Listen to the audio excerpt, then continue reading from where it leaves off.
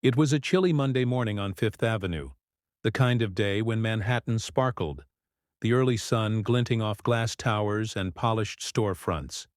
The city moved fast. People clutched coffee cups, checked their phones, and slipped into shops where a single bracelet might cost more than a month's rent. Alina Morgan stood across the street from one such store.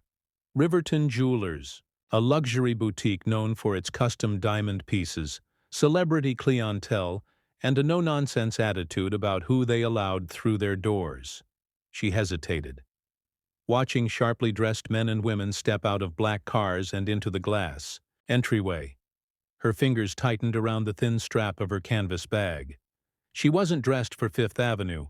Her jeans were faded, her hoodie had seen better days, and her sneakers were slightly scuffed. But she wasn't here to impress anyone. She was here for one thing: a necklace her aunt would have loved.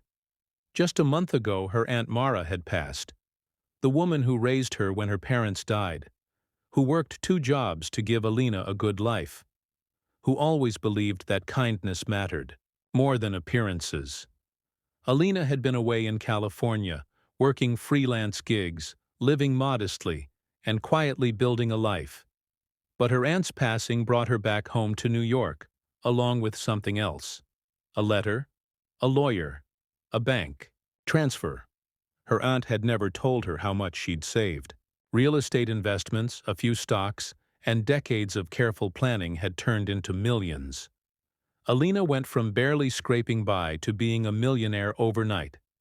But money didn't change who she was. It just made her miss her aunt more. So she decided to buy a necklace, something elegant and timeless, something that reminded her of Mara, not to wear often, just to keep as a memento. And Riverton Jewelers had just the piece she'd seen online: a delicate gold chain with a sapphire teardrop. Classic. Beautiful. Taking a breath, Alina crossed the street and stepped inside. The air was cooler than she expected, scented with white roses and expensive cologne, drifting around glass display cases. Diamonds sparkled beneath spotlights. 2 women in high heels giggled over a tennis bracelet, while a man in a sharp tuxedo ordered something custom in the back. The sales associates were just as polished: sleek suits, bright smiles, and eyes that scanned every newcomer. Alina smiled politely and approached the nearest display. Her gaze landed on the necklace immediately. A saleswoman appeared beside her, tall, perfectly styled, lips painted in a shade called confidence, but her smile was tight. Her eyes flicked down to Alina's shoes. "Can I help you?" she asked. Light tone, clearly skeptical. "Yes," Alina replied. "I'd like to see this piece." She pointed to the sapphire necklace. The woman raised a brow. "That necklace starts at $6,800, she said, like she was asking, "Are you sure you're in the right place?" Alina nodded. "I know. I'd still like to take a look." There was a pause, a beat too long. "I'm afraid that piece is reserved for clients with appointments," the woman said, folding her arms, "and usually more formal clientele." Before Alina could respond, a man in a navy blue suit stepped in, likely the manager, judging by his confident stride and earpiece. "Is there a problem here?" he asked. "Not at all," Alina said. "I just wanted to see this necklace." "She's not a client," the saleswoman cut in. "I understand," he said, not to Alina but to the associate. Then he turned to her. "Ma'am, this boutique caters to high-end clientele. If you're browsing, we recommend our partner stores in Soho or the outlet branches outside the city." Alina blinked. "So you're asking me to leave?" "I'm asking you to respect the environment we maintain here," he replied. "Thank you for understanding." Behind her, someone chuckled. A young man in a tailored coat, clearly eavesdropping, amused. "Yikes," he whispered to his companion. Alina stood frozen. She could have said something, dropped the name of the attorney managing her estate, shown her bank statement, mentioned she was considering investing in commercial property. along this very block. But she didn't. She gave a tight nod and walked out, head high, heart aching, not because she didn't get the necklace, but because her aunt had believed kindness mattered. And this place, this cold, glittering place, had none. What no one in that store knew was that the girl they laughed at, the one they dismissed and looked down on, could have bought every single piece of jewelry in that room. And as the door closed behind her, Alina smiled faintly to herself. Because they were about to learn. Sometimes the true value of a person can't be judged by what they wear. It had been 5 days since Alina walked out of Riverton Jewelers, silent humiliation still clinging to her chest. 5 days since she'd been dismissed, judged, made to feel small by people who only saw her clothes, not her character. 5 days. And that was all it took to change everything. Because what Riverton's staff didn't know was that Alina wasn't just rich. She had just purchased her late aunt's building across the street, which included retail property. And by a strange twist of fate, Riverton Jewelers was currently in lease renewal negotiations, a renewal they desperately needed. Alina didn't hesitate. She contacted her lawyers, made a few calls, and submitted a private bid through a third party. Within 72 hours, the deal was finalized. As of 9 a.m. this morning, Riverton Jewelers, the store that told her she wasn't good enough, now belonged to her. She didn't return for revenge, but she did come with a message. When the black SUV pulled up in front of the boutique, the doorman stood a little straighter. It was the kind of car reserved for celebrities or billionaires. The woman who stepped out wore a sleek cream blazer over a fitted black top, tailored trousers and heels that clicked with purpose.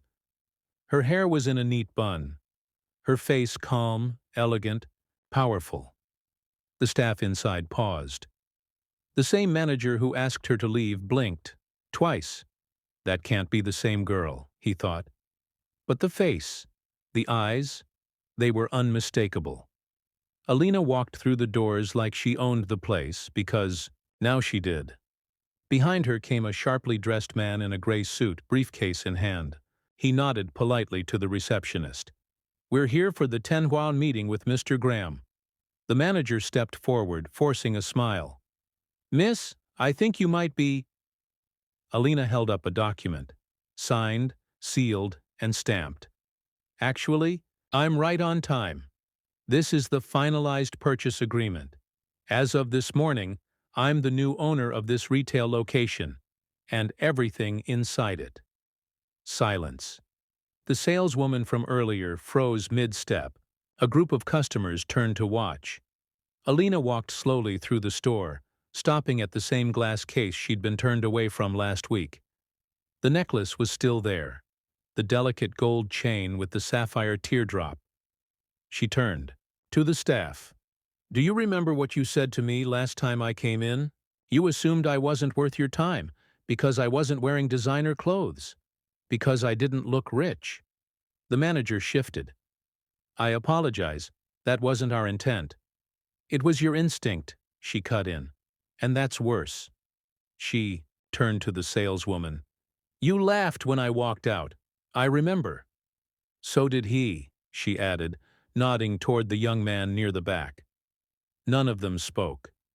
Alina's tone softened. "I didn't come to fire anyone. But things will change. Starting today, this store will have a new policy. Treat everyone with dignity, no matter what they look like. No profiling, no assumptions. If a customer walks in wearing jeans, you serve them with the same respect as someone in Chanel." Her lawyer stepped forward. "Staff training begins next week. We'll also be reviewing employment practices and customer service protocols." Alina nodded. "I'll be watching. Not because I enjoy power, but because I know what it feels like to be judged." She paused, then looked again at the necklace. The associate, now trembling, unlocked the case and handed it to her without a word. Alina smiled, almost gently. "This piece was for my aunt. She was the kindest person I knew. She taught me that how you treat others, especially when you think they have nothing to offer. Shows who you really are. She paid in full. No discount, no performance. Just a quiet gesture of completion. As she turned to leave, a young woman near the door, dressed in scrubs, clearly on break from a nearby hospital, smiled and nodded to her. "That was badass," she whispered. Alina smiled back. "Thank you." Stepping into the sunlight, she felt the weight of the past week lift from her shoulders. She didn't need to prove her worth anymore. She never did. And behind her, Riverton Jewelers stood just a little different than before. Not because the diamonds had changed, but because the woman who owned it had. A woman once judged for her hoodie now ran the store in heels,